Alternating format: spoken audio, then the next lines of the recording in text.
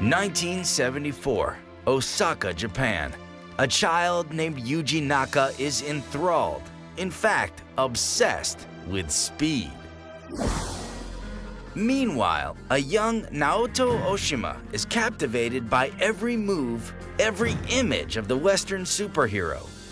The two will one day join fascinations to change the world of video games, armed only with a blue insectivore in red shoes. This is the story of Sonic the Hedgehog.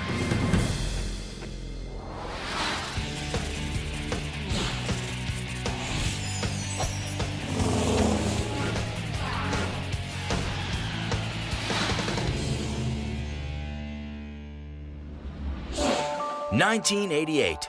For 3 years now, the mission of pretty much every game console maker in the world has been the same. Defeat Nintendo. Nobody can even come close.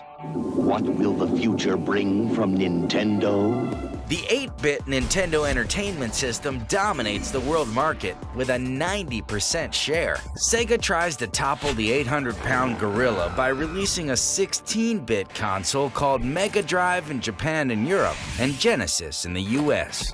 Despite a blistering fast microprocessor and some edgy commercials, there's just no shaking Nintendo's stranglehold.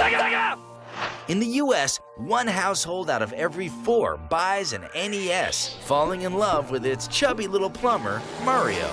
1989, Sega top brass wants to boast its console's processing speed by creating a character and game much quicker than Mario.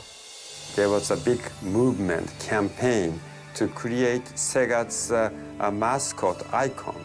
And it was a company-wide effort that everyone could submit their ideas. And there were about 200 drawings or different characters submitted. A ton of cool pitches come in. There's a rabbit, followed by some other interesting calls like an armadillo and a bear. Enter an idea from the superhero-inspired mind of illustrator Naoto Oshima. His crafty creature is a hedgehog with Sega blue skin named Mr. Needlemouse. The spiny mammal could ball up and use his body as a weapon. He's cute but cool, noble and helpful, with a little attitude to boot. I actually wrote a proposal and showed it to my boss and told him this is a game I want to make. It was just a character that runs fast and runs in loops. So when I told my boss, he said the person who can make a game like this is Yuji Naka. Charismatic programmer Yuji Naka has already created a handful of moderately successful Sega games. He kicks off his next project, harnessing his lifelong love for speed to create a game like no other. I liken this to Super Mario Brothers that I had played many, many times. To play Mario from this point to this point took 30 seconds, but if I can go through the same place in 10 seconds, your skill increases. My desire was to play games much faster and have a better sense of accomplishment.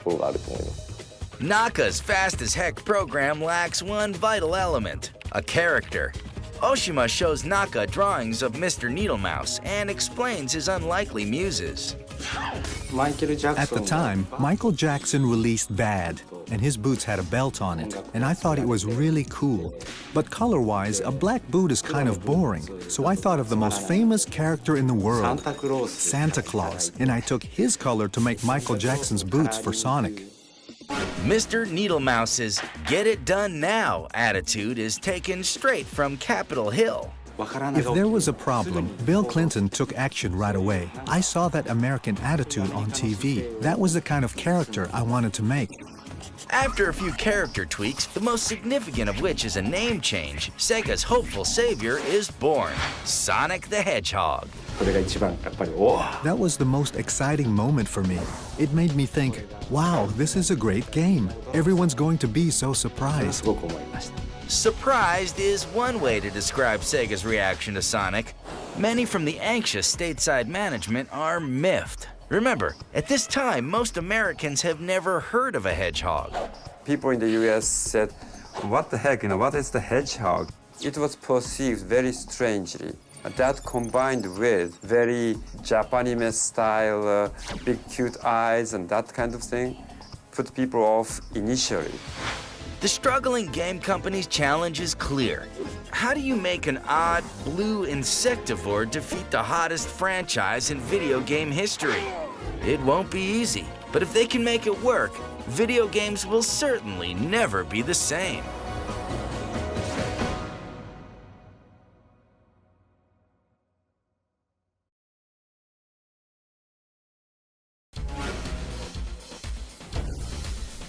(1990).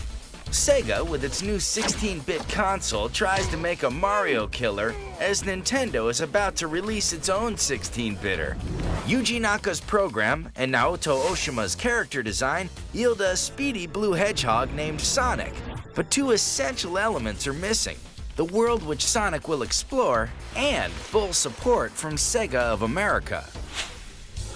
Sega's rookie game designer, Hirokazu Yasuhara, joins Naka and Oshima to form the new division, Sonic Team. Yasuhara designs a prototype featuring the trippy universe Sonic will call home. The challenge? Appease two nations. American audience and Japanese audience is different. American audience feel the challenging. It's the most fun part of the video game. But Japanese audience want more casual gameplay element. So I want to create a game for the both countries' audiences, not only the hardcore gamer, but the casual gamers also. While Yasuhara constructs levels featuring loops, pinball-like bumpers, and the soon-to-be famous gold rings, Oshima builds Sonic's backstory, casting him as a rock star in a band full of party animals, complete with groupie girlfriend, a busty damsel named Madonna. Sonic is smaller than a human, but he had a human girlfriend who was very attractive and would chase Sonic, so it's like a male fantasy. The odd nature of the game proves to be a challenge to many, namely Sega of America, led by their new hired gun, Mattel Toys mastermind Tom Kalinske. The new Prez brings with him a new outlook. Kalinski's team goes to work repurposing Japan's Sonic in order to make it more sellable in the US. They soften him up, literally and figuratively. Originally, Sonic had fangs, and so we had to remove the fangs. We also had to remove his girlfriend, Madonna, and we also had to remove him out of a rock band. I didn't doubt Sonic. As a matter of fact, I'm known as the mother of Sonic. Mothers love their children. I protected that character. I helped define that character. We had softened him a lot, and that was, there was war. A war starting with a single publicity poster showing Sonic's stateside makeover. I think Oshima's art style was very Japanese. In those days, Sega of America's marketing really wanted to make it a little more American, and the very first Sonic the Hedgehog games poster Sega of America marketing created was hated by the Sonic team and became a big issue at that time. I had to go to Japan and negotiate or rationalize why Sonic should look like this going forward, and that wasn't a fun meeting. In those days, I hated the American change to the look and feel, and I didn't know how the consumers would perceive it. But looking back now, that was one of the reasons it succeeded. Somewhat content with the character tweaks, the man considered by many as the father of Sonic takes a first whack at the prototype. At the very beginning, honestly, it kind of gave me motion sickness. It was that fast. Sonic Team slows the game down just a bit while finalizing the star's mission. He must stop the sinister Dr. Robotnik from stealing 6 mystical, power-giving gemstones called Chaos Emeralds in an attempt to rule Sonic's homeland of South Island. After months and months of 21-hour workdays, Sonic Team buckles down to finish on time. On the 23rd of June 1991, Sonic the Hedgehog wags his finger at all of America. This thing has the potential to become one of the most popular characters in game history, thanks in part to risky, aggressive ads and a little guerrilla marketing. We're a guerrilla marketer, so we did a mall tour. The purpose of the mall tour was to show Sonic, but we did something very interesting. We also introduced the world to 16-bit Super NES Mario. We had a giant 32-inch TV, it was giant at that time, showing Mario and letting kids play it. And right next to it, same type of TV with Sonic. Wow, Sonic's fast! I used to attend the mall tours, put on the Sonic costume. I saw this 3-year-old playing Sonic. He didn't even look up at me. I was completely invisible to him, and here I'm wearing this big blue Sonic costume. Right next to him was a teen, right next to him was an adult, and they were all playing Sonic the Hedgehog.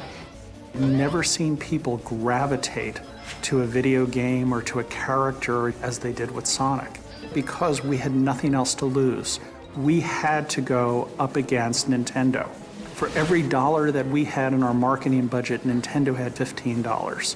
Some people may think we were crazy. Some people were thinking that we were risking everything we had by going head to head.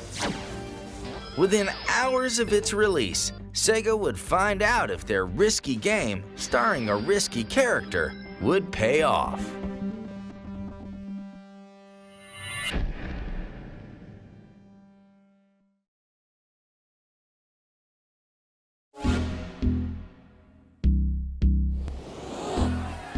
The fiercest fight in video game history is on.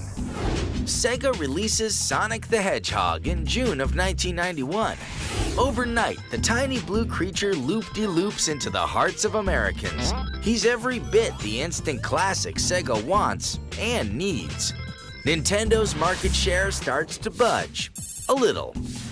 After other successful premieres in Japan and Europe, Sonic is on its way to break 1 million sold before the year's end.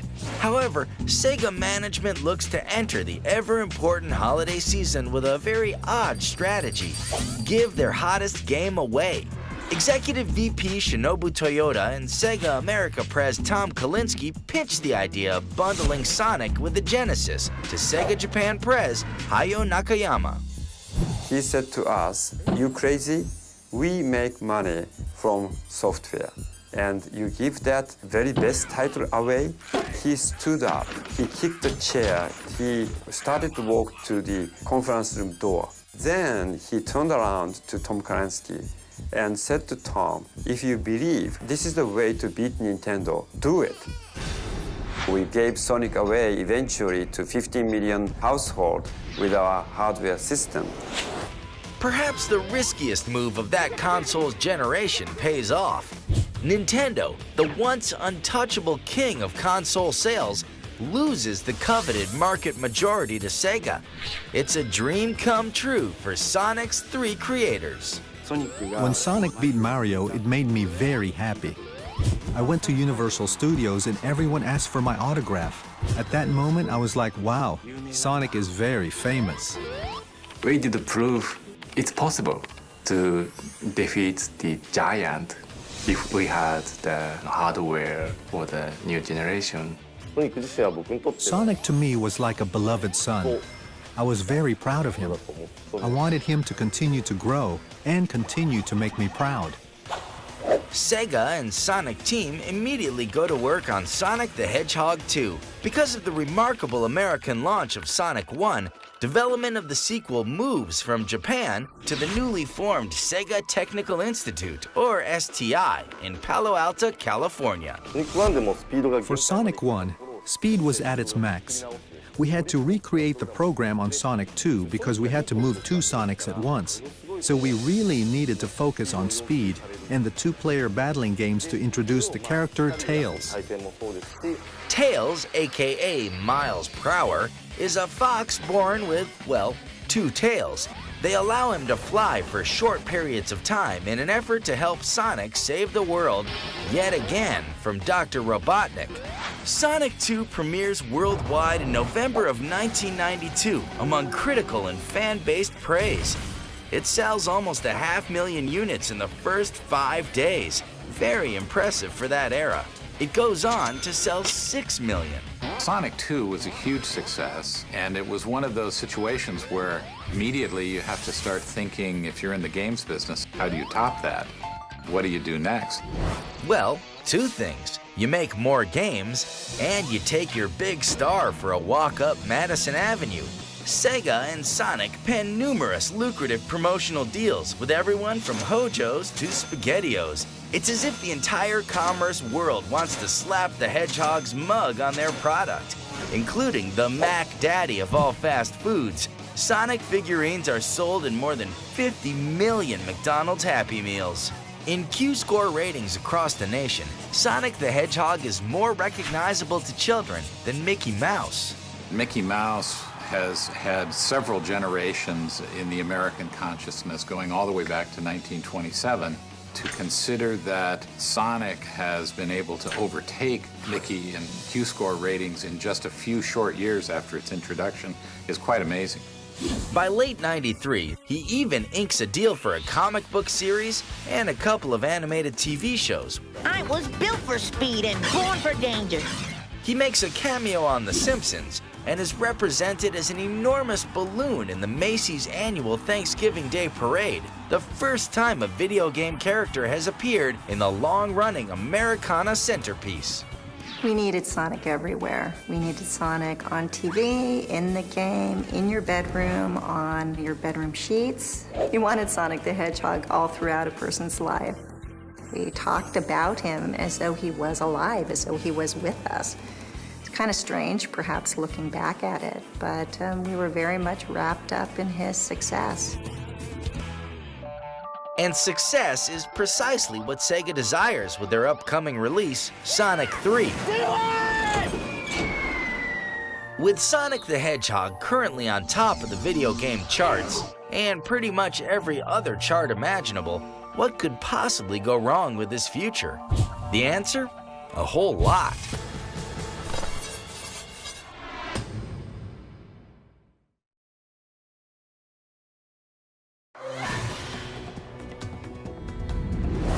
(1993). After 2 mega hits in a row, Sega's strategy for continued success sounds simple. Make a third Sonic. When making Sonic 3, I wanted to make a big game, and it was scary. We felt that we needed a deeper story to expand the world of Sonic. Adding more of a storyline to this action game made the project huge.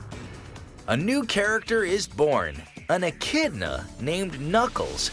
In true Sonic style, this cousin to the porcupine is given an unusual makeover. Red skin, dreadlocks, and shoes inspired by Jamaica's flag. He alternates roles as Sonic's enemy and partner. Sonic symbolizes speed, but Knuckles symbolizes power. He can break topography or land. He can climb up things and fly. Those were the requirements for the character features.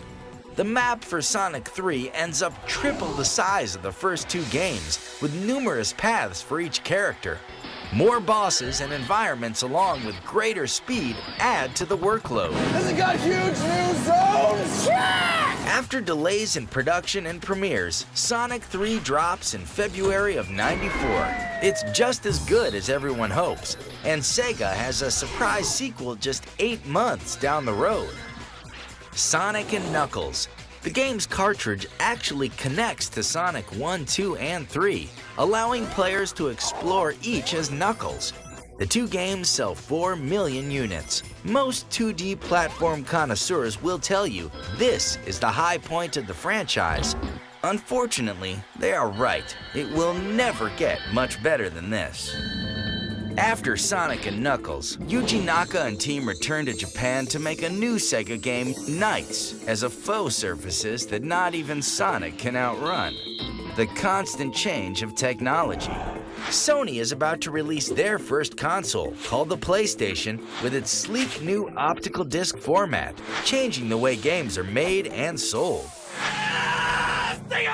Trying to compete, Sega launches the Saturn, a 32-bitter hitting Japan in November of '94 and the US 6 months later. Sales suffer as the console is unable to overcome its high price of $399 in competition from the super hot PlayStation at $100 less. The coveted market majority no longer belongs to Sega. Trying to keep their heads above water, a new UK-based Sega group produces Sonic titles for the Saturn. With Sega Saturn, we delivered a game such as Sonic Blast, Sonic R, the Sonic racing game. They did reasonably well, but it was a struggle for us to fight against Sony, and this was the very first roadblock Sonic had faced. Add an old rival to the new one, and things get worse. The Nintendo 64 arrives summer of '96 and steals Sonic's already fading thunder. Super Mario 64 sells 11 million, while Sega halts production on Sonic Extreme after multiple engine problems and missed deadlines. Sonic the Hedgehog's once bright star fades into a crowded sky. The father of Sonic returns to the franchise as Sega makes one last go at a console. The Dreamcast is developed, along with a new-look Sonic. We can't transport Sonic's 2D features to a 3D game, so we had to come up with a unique new 3D Sonic. Speed is what everyone talks about with Sonic, but what you will physically feel, like the wind blowing your face and all this scenery coming at you, that kind of speed was enhanced in the 3D game. Sonic Adventure would be the Hedgehog's biggest challenge ever, featuring a whopping 6 characters, each with their own storyline and abilities. Our mission was to renew the character, so we had to ask ourselves, to what extent do we change Sonic? What are the reasons for changing the way it looks? That's what I paid close attention to. The move from 2D to 3D is where Sonic changed the most. At that stage, I talked with Naka, Oshima, and the whole original Genesis team. We talked about the characteristics of Sonic and how Sonic should be in the future. We talked about it a lot. And we took a long time to make decisions. Fortunately, not too long. The game is finished in time to join Sega's much-hyped Dreamcast launch on 9/9/99. Both console and game sell out within hours. After 5 years adrift, Sonic is back and looking better than ever. Fans love the mind-bending collection of loop-de-loops and vertigo-inducing jumps. Overall, Sonic Adventure is a triumphant relaunch of the franchise, but the run doesn't last long at all. Sega is still in trouble. The company is drowning in debt thanks to the Saturn roadblock and their pricey ad campaigns. They also spend millions on new hardware that just doesn't sell. In early 2001, Sega announces that they will discontinue their hardware initiatives and focus strictly on game development. In the coming years, Sonic and his friends appear in a staggering number of games for pretty much every platform available: Sony, Microsoft, mobile phones, and yes, even Nintendo. Today, as Sonic Team gets a handle on next-gen systems, the world is sure to see even bigger games and adventures. It's hard to believe that an odd little creature from a couple of young minds forever changed the way we look at video games and characters. When I get a compliment, I take it as a compliment to the team. I did program the game, but just because the programming is good, that doesn't make it a good game. You need a good illustrator for the characters and a good map, and I couldn't have done that by myself. So it was Sonic Team that was great. It was really a good experience. I want Sonic to continue running for another 50 or 100 years. Sonic has appeared in more than 100 games and racked up billions in sales.